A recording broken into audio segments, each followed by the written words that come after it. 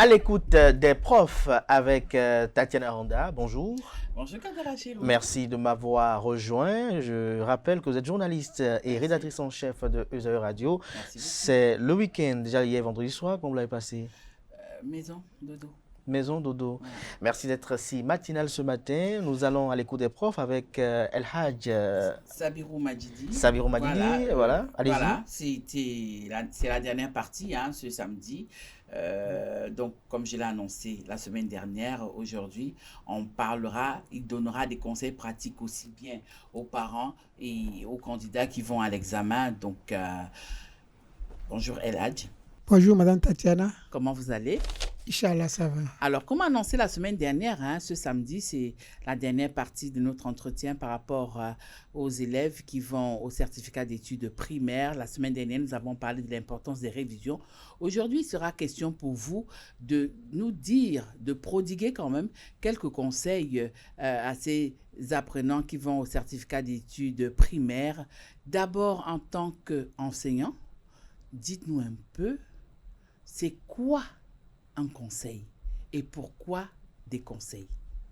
Merci beaucoup, Madame Tatiana. Un conseil, ce sont des mots qu'on prodigue à quelqu'un qui est en situation. Ici, nous avons surtout nos petits. C'est leur premier examen. La plupart de nos candidats ont 9 ans. Vous voyez la fragilité de l'âme. Aller affronter une situation qu'ils n'ont jamais rencontré. Aujourd'hui, ils vont rencontrer des anciens qu'ils ne connaissent pas, avec des camarades avec qui ils n'ont jamais aucun lien, dans un cadre qui est hors de leur milieu. Ça nécessite qu'on les prépare. Pas préparer c'est-à-dire les prépare pour affronter cette situation. Donc, tout ce qu'on leur aurait dit sont des conseils pour pouvoir mieux se comporter face à la nouvelle situation à laquelle ils sont confrontés. Donc, par rapport à ces enfants, ils sont aujourd'hui vers l'aboutissement de 8 ou 9 mois de calvaire qu'ils ont connu. Et cette fois-ci, pas en face de leurs enseignants, pas dans leurs écoles. Surtout pas aussi avec leurs camarades. Pas avec leurs camarades. Certes, leurs camarades sont dans le même centre qu'eux, mais ils ne pourront pas être dans la même salle. Par rapport à leur nom, on les aurait éparpillés. Alors, ici, il y a 2 acteurs, sinon 3. Le parent, qui a besoin de conseils aussi, l'élève, qui en a besoin plus, et l'enseignant, c'est-à-dire ceux-là qui sont commis pour les tâches de surveillance de l'examen. Je vais commencer par les parents.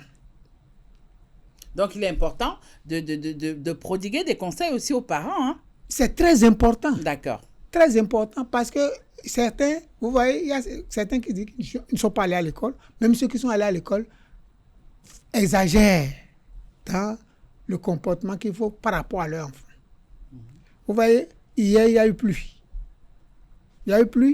Donc, les enfants seront confrontés peut-être à la pluie le jour de l'examen. Cela veut dire quoi? Il faut préparer les imperméables pour se protéger. Ce n'est pas parce qu'il pleut que déjà à 7 heures, ils ne seront pas dans le centre d'examen. Donc, il faut l'imperméable. L'examen ne connaît pas la pluie. Non, ne connaît pas la pluie. Donc, à 7 heures, l'enfant doit pouvoir déjà prendre la voie ou bien on serait déjà en train de l'accompagner vers l'école. Donc, il faut l'imperméable. Et vous savez, la plupart, il y a beaucoup. D'abord, la voie qui est inondée. Il y a des centres d'examen qui sont inondés aussi. Donc, leur trouver une chaussure qui puisse leur permettre pour traverser l'eau. Première des choses. Maintenant, il faut un cartable à sangle. Et que va contenir ce cartable? Il y a le cahier de choix. Le cahier de choix, c'est le cahier dans lequel on a copié 3 chants, on a copié 3 poésies, on a copié 3 contes. Ce cahier leur permet de faire, d'exécuter l'activité de EA chant. Okay. Le tout premier chant, c'est souvent l'hymne national. Très bien. C'est avec la carte du Bénin. Donc, il y a ce cahier qu'on mettra dans le cartable. L'école leur aurait déjà donné aussi leur carte d'identité. Il faut pouvoir, souvent leur accrocher ça au cou pour qu'ils ne perdent pas ça. Le parent doit veiller à ce que le nom et prénom de l'enfant soit bien écrit sur la carte et que l'enfant sache écrire tous les noms. En tant qu'Africain, on aligne des noms. Parce que c'est important. C'est très important. Donc, il faut s'assurer que l'enfant sait écrire tous les noms qui se trouvent sur la carte d'identité. Et le conseil même, pour écrire sur sa feuille, il faut qu'il regarde la carte pour ne pas se tromper. Il faut un vrai dessinateur. Le vrai dessinateur, s'assurer que le vrai dessinateur a gomme, crayon, règle, compas, tout à jour. Et maintenant, lui donner 2 bics bleus. Pourquoi 2 bics bleus? Il se peut que... On peut aller à 3 par exemple. Très bien. D'accord. Bon, si on suppose que les gens n'ont pas les moyens, c'est pourquoi j'ai dit, sinon 3 c'est bon. Là, quand un bic ne crie pas bien, il prendra l'autre. Il ne faut pas que lors de la composition, que l'enfant commence pas à paniquer pour dire, mon bic ne crie pas. Donc, quand vous avez tout ça là, vous mettez ça dans le cartable et là, l'enfant, le parent s'est acquitté de sa mission. À l'élève, non, il reste un conseil. Le matin, pour quitter l'école, de grâce, ne donnez pas des aliments lourds aux enfants. Par exemple, la bouillie. Ou encore à Bobo. Pour que l'enfant ne puisse pas dormir. Très bien, vous avez compris. Pour éviter que l'enfant ne dorme en salle, en pleine composition. Donc, voyez, chers parents, ce que vous pouvez donner, qui peut être léger, permettre à l'enfant d'être éveillé. Le miel, par exemple, lui permet aussi d'être un peu fort. Si vous pouvez faire le thé avec le miel, c'est bon pour l'enfant. Mais évitez surtout la bouillie à bobo et consort. Évitez cela. Alors, justement, là maintenant, au candidat, lorsque l'enfant arrive au centre d'examen, quel est le premier conseil que vous pouvez lui prodiguer? Très bien. Avant ça, il serait bon que les parents aillent rechercher le centre d'examen et la salle de composition de l'enfant. Et parfois même la table. Très bien, si la salle est ouverte, oui, si elle est ouverte, un peu, pour éviter le jour de l'examen qu'on ne commence pas à courir, je n'ai pas vu mon numéro, je n'ai pas vu ma salle, je n'ai pas vu ma table. Et quand l'enfant entre dans le centre d'examen, accompagnez-le avec votre prière de parents, mais de grâce, n'allez pas encombrer le centre.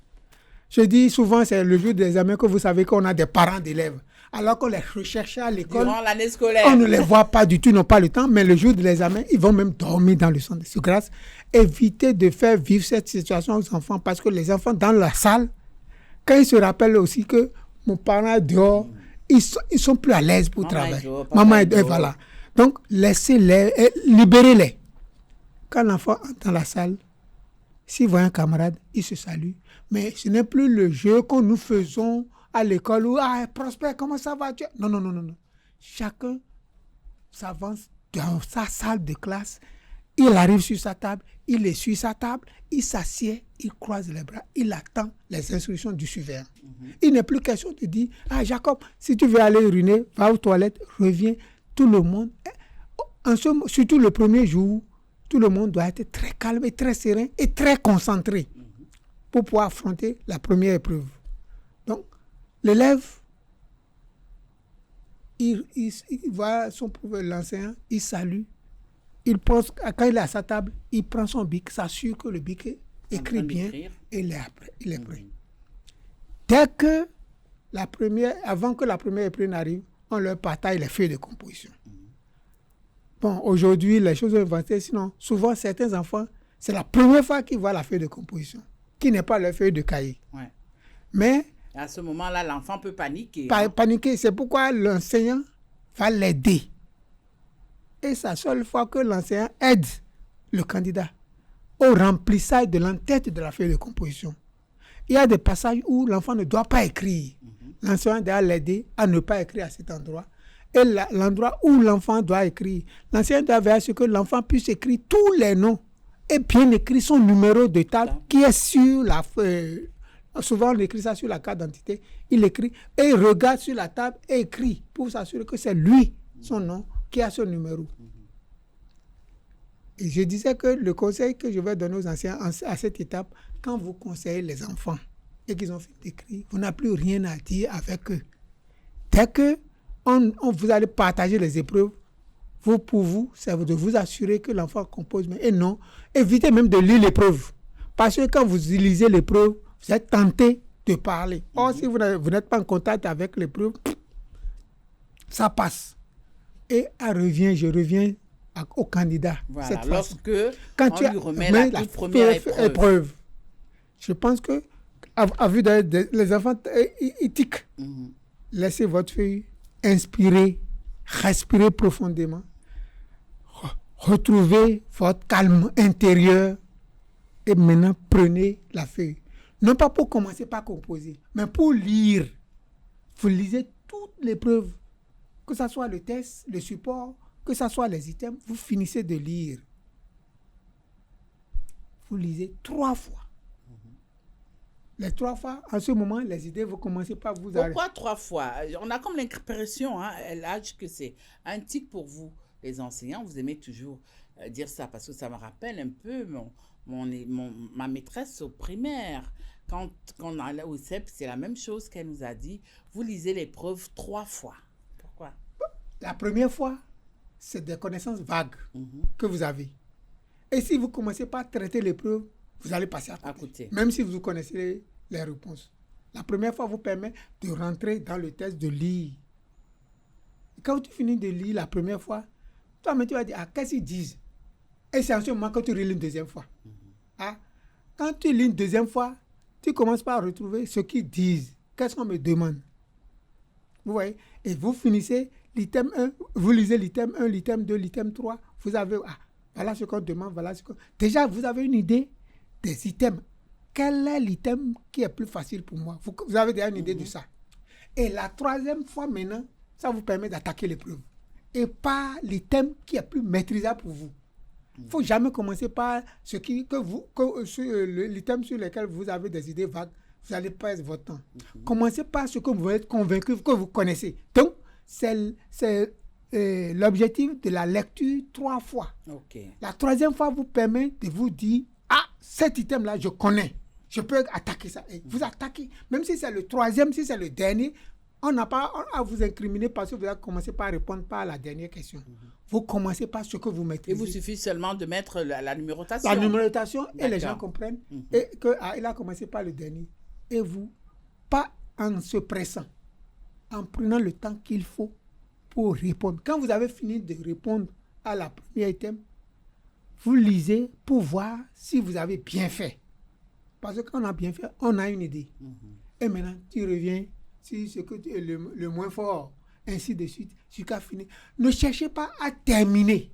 Oui, mais monsieur El Achabirou Madidi, avec votre permission, on a souvent, parfois, des épreuves où on a une ou deux questions qui sont liées. Très bien. À ce moment, le jeune candidat fait comment? Je devais revenir sur ça. Quand c'est lié, d'abord, quand toi-même tu lis une première fois, une deuxième fois, tu sais déjà que il y a des fois, mais les 3 questions sont liées. Si les 3 questions sont liées, on n'a pas le choix. Il n'a pas le choix. Il doit commencer par le premier. Et c'est pourquoi il doit encore, même après la 3e fois, il doit encore relire. Parce que s'il a des idées floues sur la première question qui doit lui permettre de démarrer. Il doit pouvoir, c'est pourquoi il doit encore lire une 4e fois pour pouvoir savoir que si je ne trouve pas la première question, je ne peux pas aborder la seconde question. Et souvent, c'est très rare de le faire comme ça, mais souvent, on les aide à comment dirais-je, à éviter à lier les questions, parce que là quand l'enfant échoue à la première question, bienvenue pour les dégâts. Alors justement, avant qu'on mette fin à notre entretien de ce samedi, il arrive qu'un candidat ait un malaise ou un candidat ait envie d'aller au petit coin. Dans ce cas, comment est-ce que ça se passe? Parce que là aussi, il faut quand même donner un conseil, parce qu'il y en a, ils ont bien ces besoins-là, ils ont cette envie-là, mais de peur qu'on ne dise quelque chose, il y en a qui le font sur place. Il n'y a pas de peur là, c'est pour cela qu'on a 2 surveillants dans la salle. Un devant, un derrière. Dès qu'un enfant a besoin d'aller aux toilettes, il lève le doigt. Le suivant se rapproche de lui. Je voulais aller aux toilettes. Et un l'accompagne vers les toilettes, il fait son besoin et revient. Il n'y a pas de panique. Il faut d'abord, on demande souvent même, dès les premières heures, de mettre les enfants à l'aise pour qu'ils ne pensent pas qu'ils sont ailleurs. C'est comme l'école, c'est comme sa classe, c'est comme le maître de sa classe. Et il ne faut pas commencer par écarquiller les yeux sur... On les met à l'aise, ils savent qu'ils sont avec un maître comme leur maître. S'ils ont besoin de quelque chose, ils disent au maître, j'ai besoin de tel. Le maître va l'aider. Est-ce qu'au niveau du CEP aussi, on a des cas de tricherie? Ben oui. Voilà, examen. Les examens... Aussi? Il y a plusieurs sortes de tricheries. Il y a l'enfant qui triche et il y a l'enseignant qui souffre aussi. Donc, les cas et c'est là où je vais demander aux enseignants de faire beaucoup attention. Parce que même si les enfants me le disent, le maître nous a dit ça. Ils le disent. Le maître nous a dit ça. Et si jamais, à la correction de leçon, on constate qu'il y a un compris conforme par rapport à tout le monde, on risque d'aller rechercher l'enseignant qui a suivi la classe. Donc, j'espère que nous avons, je parle au nom de tous les enseignants, mot de fin, oui. Nous avons bien fait notre travail et nous espérons que nos enfants vont s'en sortir et vont nous faire honneur. Et au nom de tous les enseignants du Bénin, je souhaite bonne chance à tous les candidats du Bénin et 100% pour nos candidats. Voilà, chers amis internautes, Kader Achirou, c'est avec cette intervention de El Hadj Sabirou Madidi que nous mettons un terme à notre rubrique à l'écoute des profs de ce samedi. Durant 3 semaines, nous avons parlé de l'importance des révisions, de l'importance des fiches et nous avons clôturé ce samedi par des conseils pratiques aux candidats qui vont à l'examen du certificat d'études primaires. Dès le samedi prochain, cap sera sur un autre examen. Merci de nous préférer, Kader. Tatiana Aranda, qu'est-ce qu'on peut retenir de façon sommaire? De façon sommaire, on peut retenir que aussi bien au CEP, on a besoin d'avoir une fiche, on a besoin de faire des révisions et on a besoin des conseils pratiques, comme nous avons suivi tout à l'heure avec El Hadj Sabirou Madidi. Les fiches, ce n'est pas seulement pour les candidats qui vont au BEPC ou alors qui vont au baccalauréat, mais déjà à partir du certificat d'études primaires, on doit avoir des fiches, on doit faire ses révisions et il faut surtout suivre les conseils pratiques que notre invité a bien voulu donner ce matin aux candidats et surtout aux parents également. Justement, aux parents, quelle est leur responsabilité de façon subséquente? Les parents ont cette lourde responsabilité de veiller à ce que la veille déjà, l'enfant qui va au certificat d'études puisse déjà connaître sa salle de composition, son numéro de table-banc et surtout son numéro. C'est-à-dire que je suis numéro 100 tant, je vais composer au centre tant, à la salle tant. Et une fois que le parent a bien vérifié ça avec son enfant, quand il rentre à la maison, il arrange le cartable de l'enfant. Parce que si on laisse à la responsabilité de l'enfant, il peut oublier. Donc, il range le cartable de l'enfant et surtout, le jour de l'examen, de préparer des cuissons légères aux enfants. Éviter à bobo. Pas de maïs. Pas de maïs bouilli. Des choses qui vont rendre l'enfant vraiment lourd, qui pourra dormir à tout moment. Le rendre lourd, mais est-ce que vous ne savez pas peut-être parfois que dans les coins reculés, quand l'enfant mange bien, c'est en ce moment qu'il est même bien éveillé. Oh, encore que dans les coins reculés, maintenant, on ne mange pas lourd aussi. Hein. Attends, on a quand même eu des cantines. On a vu les cantines scolaires tout au long de l'année scolaire. On a vu que dans ces cantines, on préparait bien. Donc, attends, qui refuse de bien vivre, qui refuse de gagner 10 millions? Non, personne. Donc, une façon de se dire que même dans les campagnes reculées aujourd'hui, on a commencé par bien manger. Voilà. Par bien manger. Merci à vous, Tatiana Aranda, pour ce moment très instructif. Chers amis internautes, de l'écoute des profs, on passe à l'écoute de la diaspora. On va suivre ce matin Monsieur Élisée Amoussa, qui est au béninois de la diaspora, ainsi que Imelda Bada. Tous deux, ils opinent sur la gouvernance du Bénin d'avril 2016 à ce jour. On les suit juste après le jingle suivant.